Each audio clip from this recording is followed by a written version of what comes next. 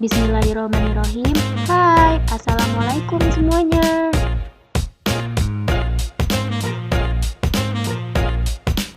Perkenalkan, kami dari kelompok 6 kelas 3F dalam mata kuliah Teori Belajar dan Pembelajaran.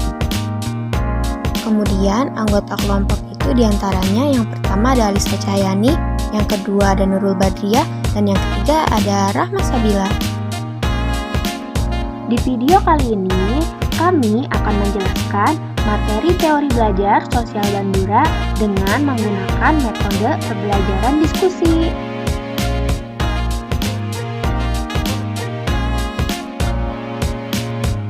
Sebelumnya, apa sih teori belajar sosial Bandura itu? Teman-teman ada yang sudah tahu belum?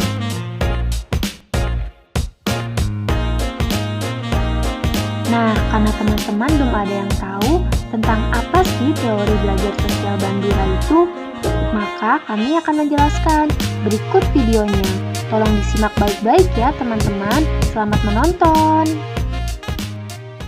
Bismillahirrahmanirrahim. Assalamualaikum warahmatullahi wabarakatuh. Waalaikumsalam warahmatullahi wabarakatuh. Perkenalkan, kami dari kelompok 6 dan kali ini kami akan mempresentasikan hasil diskusi kami tentang materi teori belajar sosial Bandura dengan menggunakan metode pembelajaran diskusi. Kemudian di slide pertama ini ada kelompok, dan di kelompok ini, kelompok 6 ini beranggotakan yang pertama ada Alisa Cahyani, yang kedua Nurul Badriah, dan yang ketiga Rahma Sabila, saya sendiri. Kemudian slide pertama akan dibacakan oleh Nurul Badriah. Kepada Nurul Badriah dipersilahkan. Asumsi dasar sosial Bandura. Asumsi dasar sosial Bandura adalah bahwa manusia cukup fleksibel dan mampu mempelajari berbagai sikap, kemampuan, dan perilaku, serta cukup banyak dari pembelajaran tersebut yang merupakan hasil dari pengalaman tidak langsung. Walaupun manusia dapat dan memang belajar dari pengalaman langsung, banyak dari apa yang mereka pelajari didapatkan dengan mengobservasi orang lain. Next. Selanjutnya ada karakteristik teori belajar sosial Bandura. Yang pertama itu ada atensi atau perhatian. Perhatian pada orang yang ditiru. Sebagai pengamat, orang tidak dapat belajar melalui observasi kecuali kaku. Ia memperhatikan kegiatan-kegiatan yang diperagakan oleh model itu sendiri dan benar-benar memahaminya. Karakteristik selanjutnya itu ada retensi. Seorang pengamat harus dapat mengingat apa yang telah dilihatnya. Dia harus mengubah informasi yang diamatinya menjadi bentuk gambaran mental atau mengubah simbol-simbol verbal dan kemudian menyimpan dalam ingatannya, mencakup kode pengkodean simbolik, perorganisasian, pikiran, pengulangan simbol, pengulangan motorik. Selanjutnya ada reproduksi gerak. Proses peniruan adalah mengubah ide gambaran atau ingatan menjadi tindakan, mencakup kemampuan fisik, kemampuan meniru, keakuratan umpan balik. Waktu fakta-fakta dari tindakan baru disandikan dalam memori. Mereka harus diubah kembali dalam tindakan yang tepat. Rangkaian tindakan baru merupakan simbol pertama pengaturan dan berlatih. Semua waktu dibandingkan dengan ingatan, memori dari perilaku model. Selanjutnya ada penguatan dan motivasi. Pokok persoalan dari atensi, retensi, dan reproduksi gerak sebagian besar berhubungan dengan kemampuan orang untuk meniru perilaku. Penguatan menjadi relevan ketika kita mencoba menstimulus orang untuk menunjukkan pengetahuan pada perilaku yang benar. Baik, terima kasih Nurul Badriah. Selanjutnya, slide keempat akan dibacakan oleh Alisa Cahyani. Kepada Alisa Cahyani dipersilakan.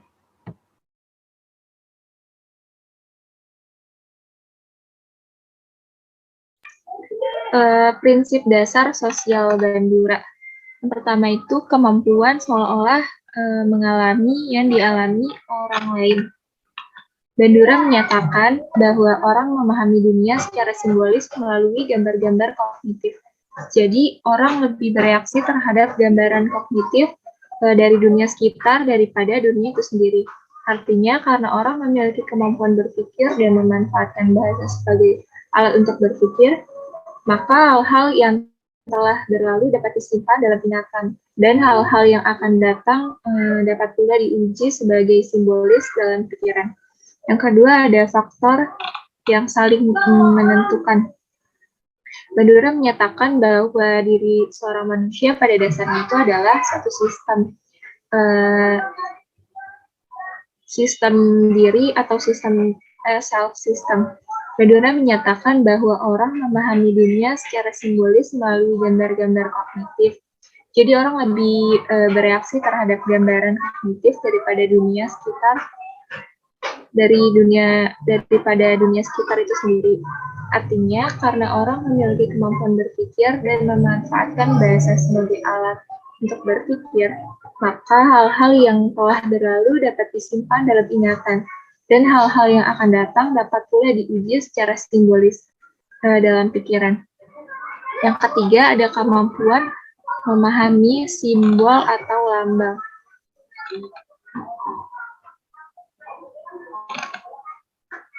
Bandura menyatakan bahwa orang memahami dunia secara simbolis melalui gambar-gambar kognitif. Jadi, orang lebih bereaksi terhadap gambaran kognitif dari dunia sekitar daripada dunia itu sendiri.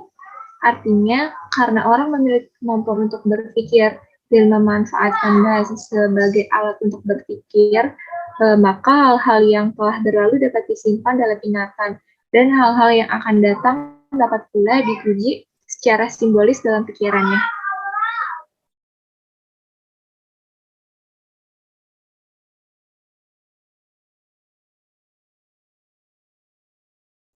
Selanjutnya ada kemampuan mengatur diri sendiri.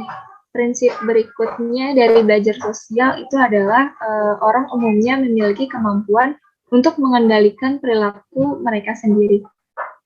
Selanjutnya ada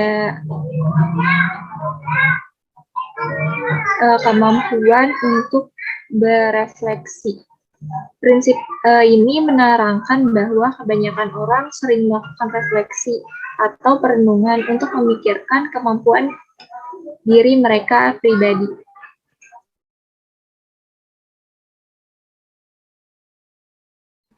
Baik, terima kasih Alisa. Oke, slide selanjutnya akan dibacakan oleh saya sendiri. Yang ketujuh ada alternatif pembelajaran yang menerapkan teori sosial Bandura.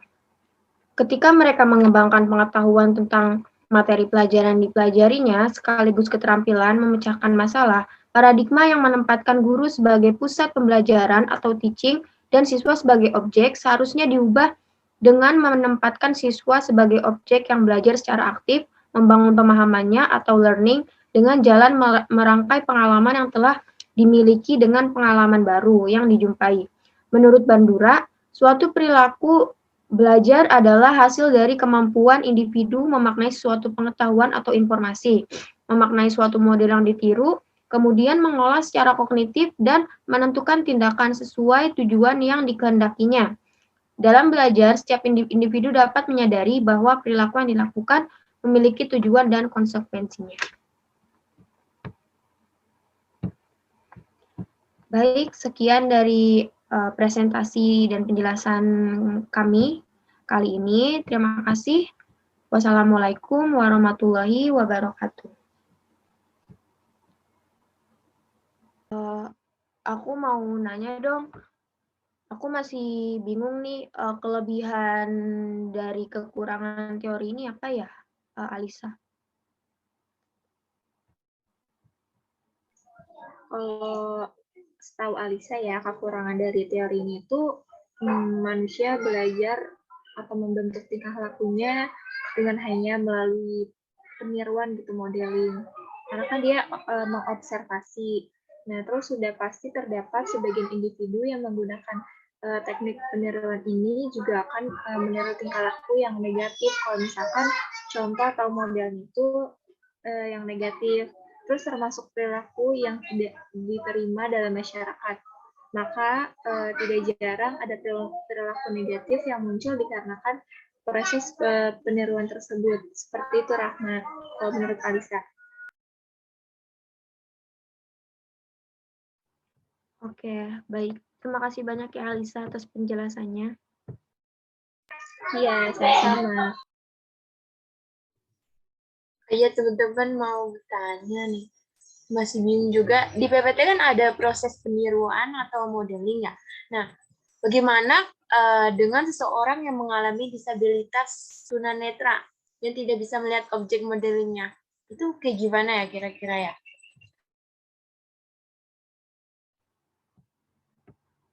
Baik, Kenobat izin jawab juga. Jadi dalam belajar modeling itu terdapat salah satu tipe, yaitu tipe verbal modeling. Verbal modeling ini terjadi jika kata-kata atau simbol lainnya dapat menimbulkan pengalaman sensori bagi pengamatnya. Isyarat-isyarat verbal kemungkinan disiapkan oleh model atau diciptakan oleh pengamat untuk menyandang disabilitas atau tunanetra. Mereka dapat tetap melakukan proses modeling atau imitasi dengan tipe ini. Bagaimana, Nurul Badriah? Oke, paham. Terima kasih, Rahma. Sama-sama.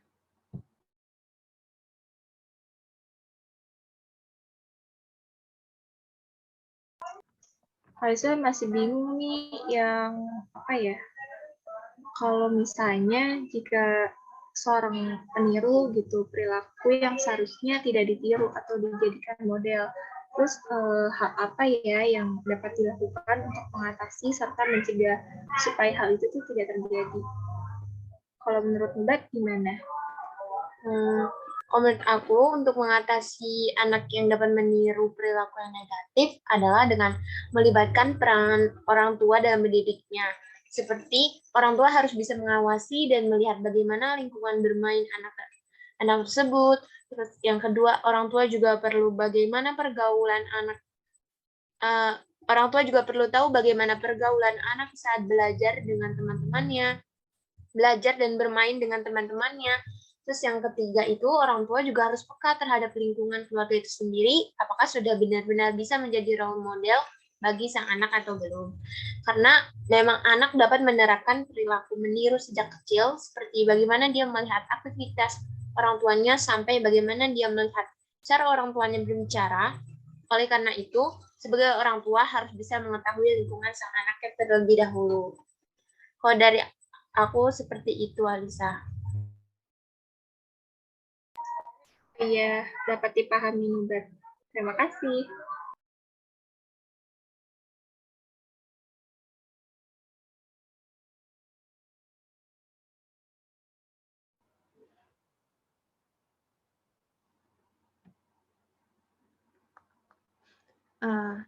Oke, jadi kesimpulan dari diskusi kita kali ini, menurut Rahma, teori belajar sosial diperkenalkan oleh Albert Bandura, menekankan pada komponen kognitif dari pikiran, pemahaman, dan evaluasi. Individu belajar dari mengobservasi orang lain. Kalau dari aku, kesimpulannya jadi teori belajar sosial Bandura menjelaskan bahwa perilaku manusia mempunyai interaksi timbal balik yang berkesinambungan antara kognitif, perilaku, dan pengaruh lingkungan.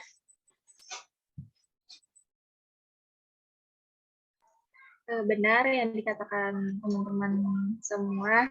Terus kebanyakan perilaku manusia yang dipelajari di observasional melalui pemodelan, yaitu dari mengamati orang lain, kemudian hasilnya berfungsi sebagai panduan untuk bertindak.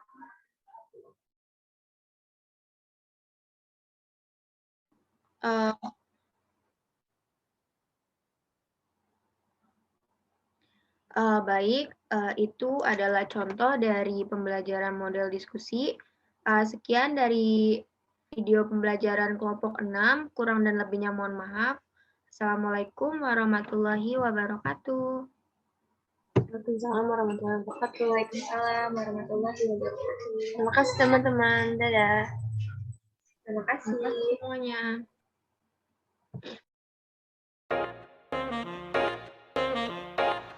Nah, setelah menonton video penjelasan dari kami, bagaimana teman-teman sudah paham bukan?